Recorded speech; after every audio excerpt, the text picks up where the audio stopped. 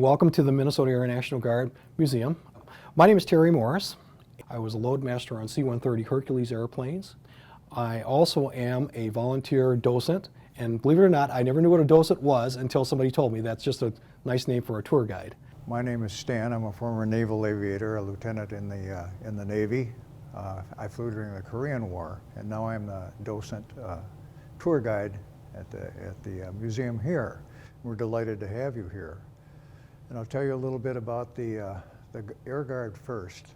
Ray Miller, behind me, his uniform and the pictures of Ray Miller, a true visionary. He was a pilot around here. He was in the Army Air Force.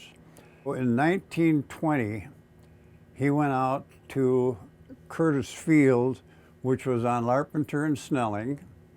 He rented a Curtis Oriole, got the adjutant general and the governor of the state of Minnesota and talked him into flying with him in the Oriole to Washington, D.C. because he wanted to get federal recognition for the Air National Guard. The plane flew at 79 miles an hour and it had a range of 130 miles. So the first stop was all the way to La Crosse, Wisconsin. And then he made it to Madison and then to Chicago. It was a harrowing flight, to say the least, and it took them about a week and a half to get there. And when they got there, they landed at the parade field. And he sold Billy Mitchell on the program. We became the first Air Guard charter in the country. And therein sprang the Air National Guard as we know it today. The Air National Guard is a great organization. We have 3 different missions. We got the active duty mission, we got the state mission, and we got the community mission. The mission of the Air National Guard were to supplement the active duty Air Force. We also have a state mission. If we have a tornado, if we have a flood, the governor of the state can activate our organization. We also have a community mission. We get out and help different programs in the communities that support our people. This is a very good unit, the 133rd, and they've got a lot of history, being the first Air National Guard unit and also all the deployments and such they've been on over the years. One of our fellow pilots was approached by Eve Miller, who's the widow of Ray Miller. Mrs. Miller has got all this wonderful memorabilia of Ray. She conceived the idea of creating a museum to recognize and preserve the history of the Air National Guard and General Miller's artifacts and memorabilia.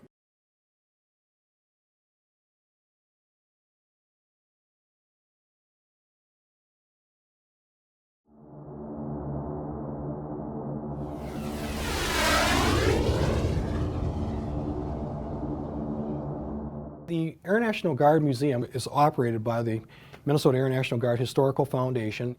We basically are a nonprofit organization. It is our way of preserving and promoting the legacy of the Air National Guard. We are not directly affiliated with the Air National Guard per se, however we work extremely closely with them. Many of the airplanes that you see out here and many of the displays that you see out here were actually preserved or put back together, that sort of thing, by our various volunteers. And we have a number of great volunteers that work on these things. One of my former commanders said, "Julie, there's a 131 sitting out there. We should have the Red Cross painted on the tail because we used to fly that." So the Red Cross on the C-131 aircraft is to exact design and measurements of the Air Force. In bad weather, cold, got ladders, worked on measuring everything. The volunteers that work here at the museum are very, very talented people. They're Air Force vets and Navy vets and Army guys and so forth. And they're very, very good at what they do. This museum has been a dream for a lot of people. They come out here and they spend hours contributing, putting programs together, getting memorabilia together, properly identifying all the memorabilia that we have, displaying it so that it makes sense to tell the story. The story must be told. I think people can appreciate our program if they hear it from people that have been here. We have an F-89 Scorpion out here. Well, this particular Guard unit and also the Duluth Air National Guard unit both flew that particular airplane in the late 50s. These hangars that you're actually in right now were built for that particular airplane. It's called an F-89 Scorpion and it flew during the Cold War. The affectionate name for this airplane was the lead sled. It took it a long time to get into the air. This is an F-16 Falcon, also called a Viper. It's currently flying in Afghanistan and all over the world. It'll fly about 1,400 miles an hour. It's currently being flown by the Duluth Squadron, and you can see the bulldog on the tail. This is a Sidewinder, and it's a heat seeker. It seeks heat like the exhaust system of your car or another airplane, of course. It's so sensitive, I could put you on your bicycle holding a candle, shoot this at you, and it would find you. Those are the types of things that we can share with people and not give them that kind of understanding. This is the airplane I learned to fly in. It was a very good airplane. The first one I landed on an aircraft carrier was like this one, with, of course, with a tail hook on it. I had the misfortune of almost shooting myself down in it. I got it back, but that was kind of exciting too. It's a great airplane. I really liked it.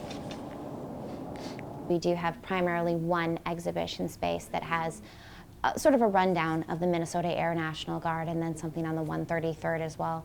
And then there's a lot of wandering around the planes outside. Having planes that are in such amazing shape and are so easy to interact with are really great, and I think most people spend most of their time out there kind of wandering in and about.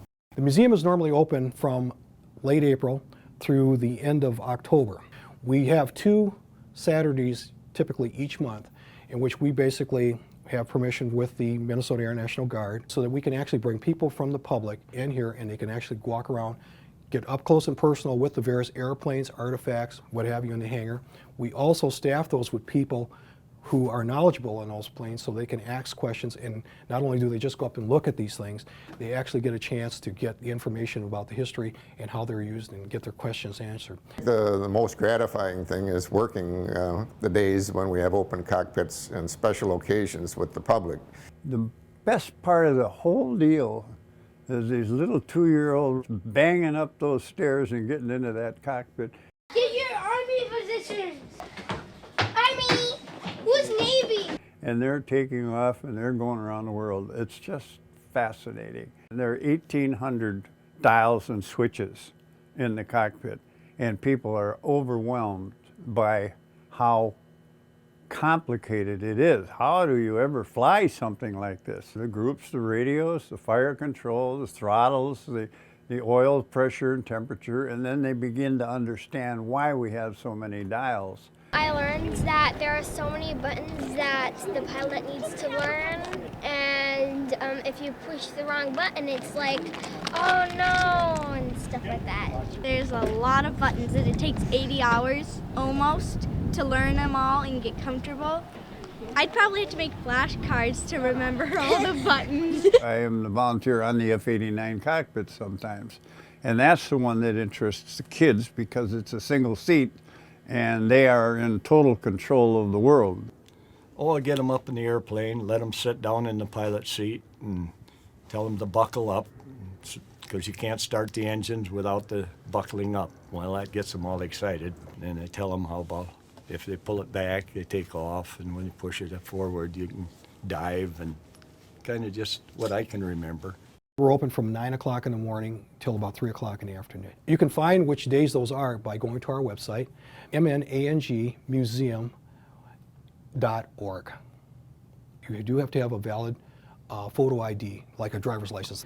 Free of charge to the public, completely free. In addition to our open cockpit Saturdays, we offer the opportunity for various groups to come in here and see these exhibits. We take them around and give them a guided tour. Typically it's about an hour and a half to 2 hours, and talk about each of the individual exhibits that we have here. We do require 1 week notice in advance. We do ask for $5 per person. Those can be scheduled anytime throughout the year by anybody. We get birthday parties quite often, and believe it or not, we get birthday parties not only for young kids, we get birthday parties for old kids too. That even happens too occasionally. We've also had several weddings that we've done, some pretty large. So people find it be quite rewarding to be married in front of either our P-51 Mustang as a backdrop, that sort of thing. And we do make those things happen. This is a fantastic place, and the future of aviation is changing so much, and we hope that the museum will be a part of that with new aircraft that are coming on, and we're coming into an unmanned era of pilotless aircraft and things like that. So what the future holds, I can't wait to see it. come on out and take a look at us.